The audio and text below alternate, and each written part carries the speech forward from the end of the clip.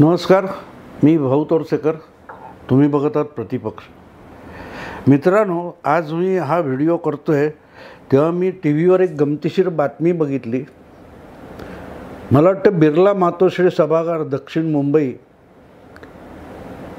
तिथे शिवसेनेचा एक मेळावा भरवण्यात आला होता आणि शिवसेनेचे युवा नेते, राज्याचे पर्यटन मंत्री आदित्य ठाकरे यांनी बुजुर्ग शिवसैनिकांना मार्गदर्शन केलं आणि बऱ्याच गोष्टी सांगितल्या. तसं ते रोजच बुजुर्ग शिवसैनिकांना मार्गदर्शन करत असतात. त्यापैकीच एक असा हा प्रसंग म्हणता येईल, कारण आत्ता शिवसेनेमध्ये मोठं बंड झालेलं आहे आणि त्या बंडातून मार्ग काढताना शिवसेनेची कमालीची दमछाक झालेली आहे. या काय म्हणतात त्याला पार्श्वभूमीवर आदित्य ठाकरे यांनी जे काय आपलं ज्ञान अभ्यास त्या बैठकीत पाजळला, सदा भाग चले. म्हणजे सदा सरवणकर नावाचे आमदार शिवसेनेचे, ते बंडखोरांना सामील व्हायला गुवाहाटीला गेले म्हणून त्याच्यावर टोमणेबाजी आदित्य ठाकरे यांनी केली. पण तेच आदित्य ठाकरे एक गोष्ट विसरले की सदा भाग चले असं ज्यांच्याविषयी आदित्य ठाकरे म्हणाले ते सदा सरवणकर हे प्रत्यक्षात बंड झालं त्या दिवशी मुंबईत किंवा दादरमध्ये जी एकनाथ शिंदे विरोधी निदर्शनं झाली त्यामध्ये आघाडीवर होते. अगदी आदित्य ठाकरे, उद्धव ठाकरे यांचे सर्वात एकनिष्ठ आणि शिवसेना भवन परिसराचे आमदार म्हणून सदा सरवणकर हे मंगळवारी मुंबईत हजर होते. बुधवारी का गुरुवारी ते थेट निघाले आणि गुवाहाटीला पोहोचले. तेव्हा आदित्य ठाकरे, जरा उघडा डोळे बघा नीट. समोर दिसतं तसं नसतं म्हणून जग फसतं असं तुमच्या आजोबांच्या काळापासून लोक म्हणत आले. आजच्या पिढीत म्हणत नसेल आणि तुम्ही इंग्रजी मीडियममध्ये शिकलाय त्यामुळे तुम्हाला मराठी म्हणी फारशा माहिती नसतील. तेव्हा दिसतं तसं नसतं, तुमची अवस्था बहुतेक तशी झालेली आहे आणि म्हणून तुम्ही सदा भाग चले असली टोमणेबाजी केली. मग ही टोमणेबाजी मंगळवार बुधवारी तुम्हाला का सुचली नव्हती? जोपर्यंत भाग चले नावाचे सदा सरवणकर हे मुंबईत होते किंवा एकनाथ शिंदे यांच्याविरुद्ध घोषणा देत होते तेव्हा ते भाग चले हे तुम्हाला माहिती नव्हतं का? ते भाग म्हणजे पळ काढतील हे तुम्हाला माहिती नव्हतं का? माहिती होतं आदित्य ठाकरे, तुम्हाला सगळं माहिती होतं. 2009 साली हेच सदा सरवणकर त्याच मतदारसंघातून उमेदवारी नाकारली म्हणून नारायण राणेंच्या गोटात गेले होते आणि काँग्रेसतर्फे त्यांनी माहीम दादर शिवाजी पार्कची जागा लढवली होती. तेही पराभूत झाले. पण शिवसेनेचे बांदेकर, आदेश बांदेकर यांनाही पराभूत करून मनसेचे नितीन सरदेसाई यांना निवडून यायला याच सदा बंदरकरांनी मदत केली होती. तेव्हा तुम्हाला सदा भाग चले हे माहिती नव्हतं का? 2009 साली शिवसेना भवनचा सगळा परिसर, महापालिका आणि विधानसभा या दोन्ही वेळेला शिवसेनेला आपटी खावी लागली होती. तेव्हा सदा भाग चले कुठे होते? तर नारायण राणेंच्या कोर्टात गेले होते, कारण त्यांच्या माथी तुम्ही आदेश बांदेकर मारला होता. ज्या सदा सरवणकर किंवा तत्सम शिवसैनिकांनी 30-40 वर्ष राबून मतदारसंघ तयार केले, मशागत केली, जमीन तयार केली, पीक येईल अशी जमीन तयार केली, पिकावू जमीन तयार केली, त्याच्यावर तुम्ही तुमचे लाडके आदेश बांदेकर आणून डोक्यावर टाकले. तेव्हा सदा बंदरकरांना बंड करावं लागलं होतं. तेव्हा सदा भाग चले हे नवीन नाहीत. सदा सरवणकर यापूर्वीही बंड करत होते, पण जेव्हा आदेश बांदेकरचं पिल्लू चाललं नाही तेव्हा 2014मध्ये तुम्ही त्याच सरवणकरांना परत आणलं आणि दादरची जागा, शिवाजी बागची जागा जिंकली होती, तेव्हा तुम्हाला सदा भाग चले आठवलं नाही. हे जे काय टोमणेबाजीचं ज्ञान पाजळताना आदित्यराव, तेव्हा जरा इतिहासही जाणून घ्यावा की सरवणकरांना 2009मध्ये सुद्धा बंड कशामुळे करावं लागलं, ज्या कारणासाठी आज एकनाथ शिंदे बंड करतायत की शिवसैनिकांनी मशागत करायची, मशागत काढून उजाड जमीन, नापीक जमीन पिकाऊ बनवायची आणि ती पिकाऊ जमीन किंवा त्यातलं पीक उभं राहिलं की ते कापायला जेव्हा तुम्ही कॉन्ट्रॅक्टने देता ना कोणाला तरी, आदेश बांदेकरांना किंवा प्रियंका चतुर्वेदींना किंवा उर्मिला मातोंडकरांना, यांना जेव्हा तुम्ही हाती आलेलं पीक विकता तेव्हा त्या जमिनीत मशागत केलेल्या शिवसैनिकाची, कष्टकऱ्याची प्रतारणा होत असते, त्याला संताप होत असतो. पण तुम्हाला काय करणार, तुम्ही सदा भाग चले म्हणून निघून गेले, कारण तुम्हाला या झळा भोगाव्या लागलेल्या नाहीत. सदा सरवणकर हा 85 सालचा शाखा प्रमुख आहे.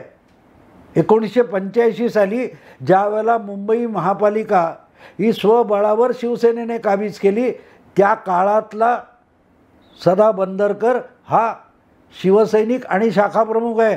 ज्यावेळेला आदित्यराव तुमचा जन्म झालेला नव्हता, जन्माची शक्यतासुद्धा नव्हती, कारण आपल्या पिताश्रींचा विवाहसुद्धा झालेला नव्हता. हे एवढ्यासाठी सांगावं लागतं की शिवसेना या नावावर जो काय उथळपणा उद्धवरावांपासून आदित्यपर्यंत पितापुत्र करत असतात आणि त्यांची जी चमोड गोतावळा गोळा केला आहे ते वाटेल ते फेकमफेक करत असतात, तेव्हा मग हा इतिहास सांगावा लागतो. सदा भाग चले, वा, एका दिवसात सदा सरवणकर हा गद्दार होतो. आणि काल परवा शिवसेनेत ऐतोबा म्हणून येऊन आमदार झालेले आणि मंत्री झालेले आदित्य ठाकरे सदा सरवणकर सारखा आयुष्यभर ज्यांनी शिवसेनेसाठी मशागत केली त्याला भाग चले म्हणणार, ही शिवसेनेची आजची दुर्दशा आहे. त्याच भुजबळांच्या मांडीला मांडी लावून तुमचे पिताश्री बसणार ज्यांनी शिवसेनेत पहिली दगाबाजी केली. हे बोलावं लागतं.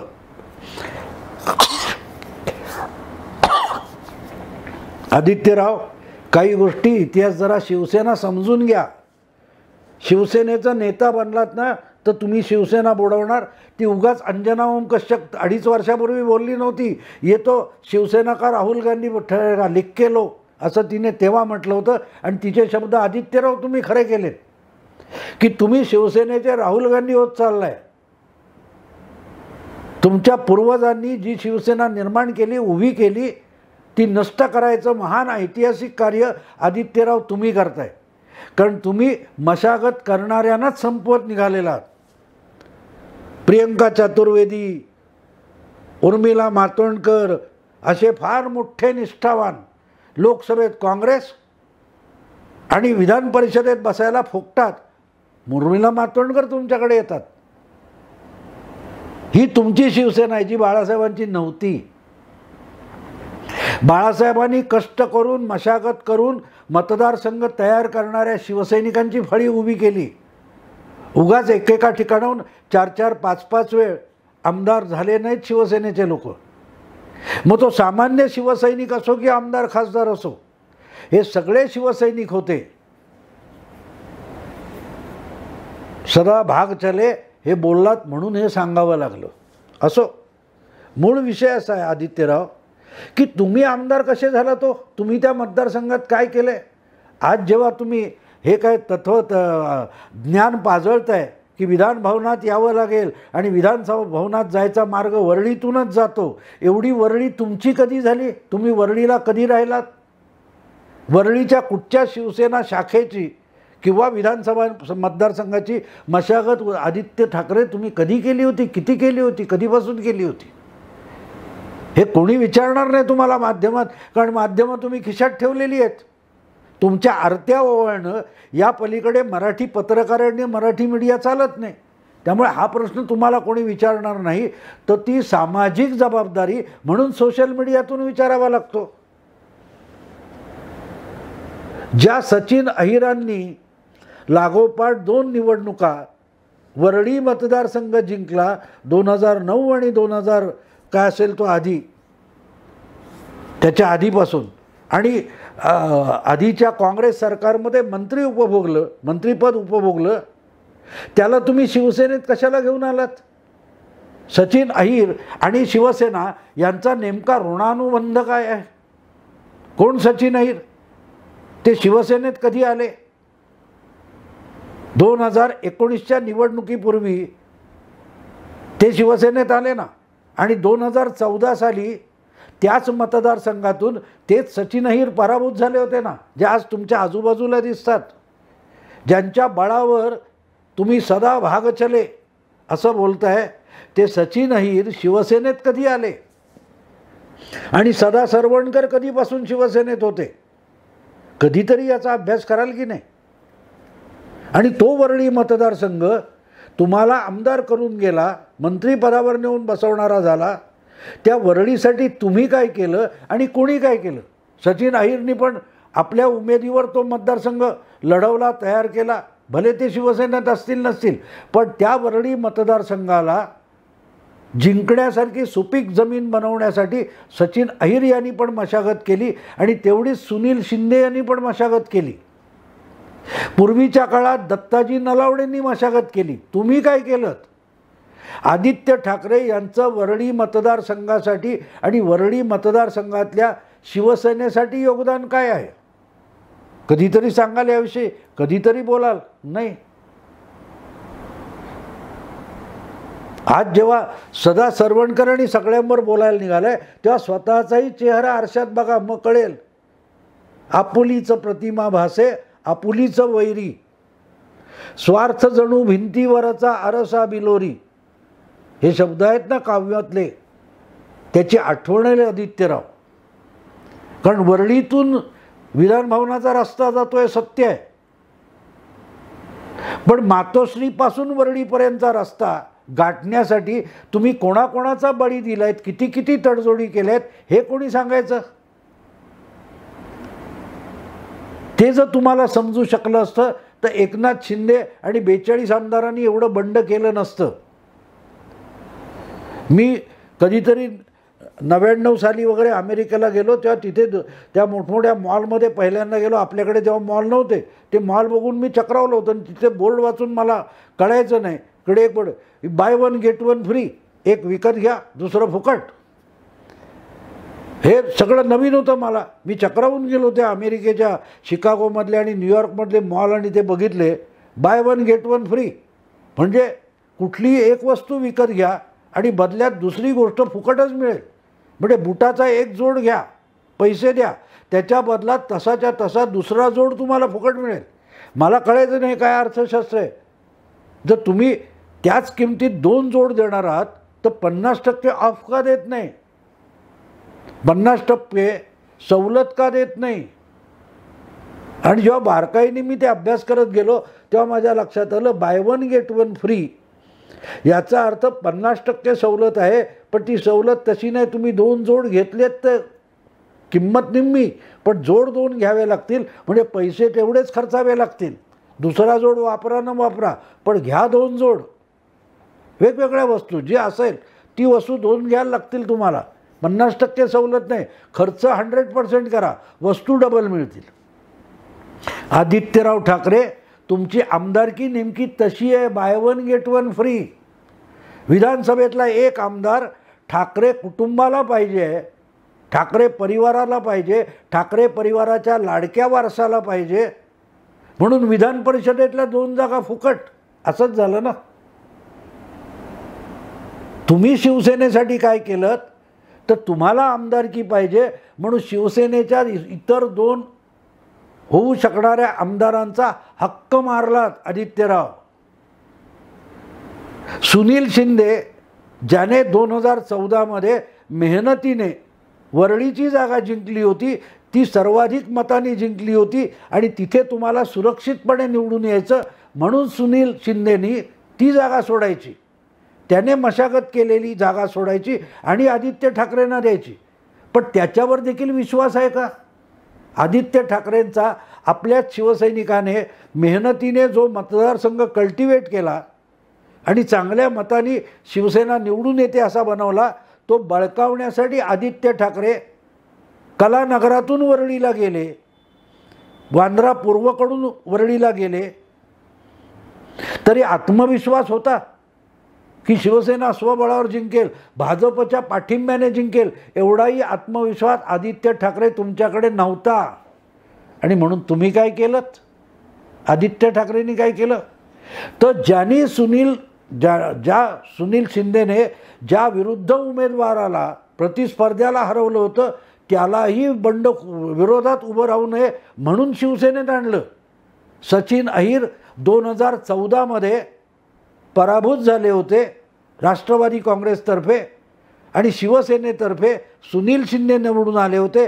या दोघांनाही शिवसेनेत आणून भाजपचा पाठिंबा घेऊन तुम्ही आमदार झालात. आणि आज मातोश्री सभागृहामध्ये आदित्य ठाकरे काय सांगत होते शिवसैनिकांना, हिम्मत असेल तर राजीनामे द्या आणि परत एकदा निवडून येऊन दाखवा. निवडून येणं म्हणजे काय कळतं का? त्यासाठी काय मशागत करावी लागते माहिती आहे का आदित्यराव? तुमच्यासारखी मशागत करायची by one get one free. तुम्ही या वरळीतून परत निवडून येऊन दाखवा, तुम्ही परत निवडून येऊन दाखवा. हे शक्य? नुसता शिवसेनेच्या बळावर तुम्ही आला नाहीत, शिवसेनेच्या बरोबर भाजपचा पाठिंबा तुम्ही घेतला होता आणि भाजपचाही पाठिंबा पुरेसा वाटला नाही म्हणून खरा तिथला प्रतिस्पर्धी जो होता सचिन अहिर त्यालाही शिवसेनेत आणलं. आणि गेल्या 2 वर्षात तुम्ही काय केलं शिवसेनेसाठी आदित्य ठाकरे? तर नॉर्मली चांगल्या मेहनती अभ्यासू अशा 2 शिवसैनिकांना विधान परिषदेत जागा मिळाल्या असत्या. त्या 2 जागा तुम्ही आपल्या वरळीची जागा बळकावली, त्यांना भरपाई म्हणून दिल्यात. एकाचं नाव सुनील शिंदे, दुसऱ्याचं नाव सचिन अहिर. सचिन अहिरने राष्ट्रवादीतर्फे विधानसभा लढवू नये म्हणून त्याला विधान परिषदेत जागा दिली आणि शिवसेनेत आणलं. कशाला? तर तुम्ही त्याच सचिन अहिरकडून हरण्याच्या भीतीने गांगरलेले होता. आणि ते आदित्य ठाकरे आज बंडखोरांना आव्हान देतात की राजीनामे द्या आणि परत निवडून येऊन दाखवा. आदित्य ठाकरे कोणाची भाषा बोलताय तुम्ही? आदित्य ठाकरे तुम्ही जी भाषा बोलताय ती तुम्हाला शोभणारी नाही, तुमच्या पित्यालाही शोभणारी नाही जो मुख्यमंत्री आणि पक्षप्रमुख आहे. कारण आदित्य ठाकरे तुम्ही जे राजीनामे द्या आणि परत आमदार म्हणून निवडून या असं आव्हान देत आहे ते आव्हान तुमच्या पित्याने पण स्वीकारलं नाही. आठवतं? ही महाविकास आघाडी मुख्यमंत्री होण्यासाठी मुख्यमंत्री डरकाळ्या फोडत होते तेव्हा माजी मुख्यमंत्री विरोधी नेते भाजपचे सगळे नेते देवेंद्र फडणवीसांपासून चंद्रकांत पाटलांपर्यंत आणि आशिष शेलारपासून आणखीन दरेकरपर्यंत सगळे काय सांगत होते? महायुती मोडताय ना, हां मग ठीक आहे महायुती मोडा पण राजीनामे द्या आणि भाजपच्या पाठिंब्याशिवाय परत निवडून येऊन दाखवा. ही भाषा उद्धव ठाकरे शिवसेना पक्षप्रमुख यांची नाही, ही भाषा देवेंद्र फडणवीसांची आहे. आदित्य ठाकरे तुम्ही बंडखोर आमदारांना ज्या भाषेत धमक्या देताय, इशारे देताय, आदेश देताय ती भाषा शिवसेनेच्या पक्षप्रमुखाची नाही तर ती भाजप नेत्यांची भाषा आहे. राजीनामे द्या आणि परत निवडून येऊन दाखवा. आणि हेच 2019 पासून आत्तापर्यंत भाजपचे नेते परत सांगतायत. युती बाहेर पडायचं तर निवडणुकीपूर्वी पडायला पाहिजे होतं. निवडून आल्यानंतर भाजपच्या पाठिंब्याने आलोय हे विसरून तुम्ही गद्दारी केली. ती गद्दारी करून मुख्यमंत्रीपद मिळवताना तुम्हाला गुदगुल्या होत होत्या. हो ना आदित्यराव? तुम्हाला तुमच्या पित्याला गुदगुल्या होत होत्या. कसं आम्ही देवेंद्र फडणवीसला उल्लू बनवलं, पुन्हा येईन हा चेष्टेचा विषय केला म्हणून गुदगुल्या कोणाला झाल्या होत्या? तुम्हाला झाल्या होत्या ना. हां, मग आज तीच भाषा तुम्ही तुमच्याच आजवरच्या जवळच्या आमदारांना, बंडखोर आमदारांना का ऐकवताय? पुन्हा निवडून येऊन दाखवा.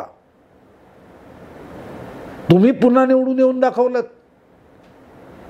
जर भाजपच्या पाठिंब्याने आमदार व्हायचं आणि महायुती मोडायची आणि पवारांबरोबर जायचं हा तुमचा प्लॅन होता,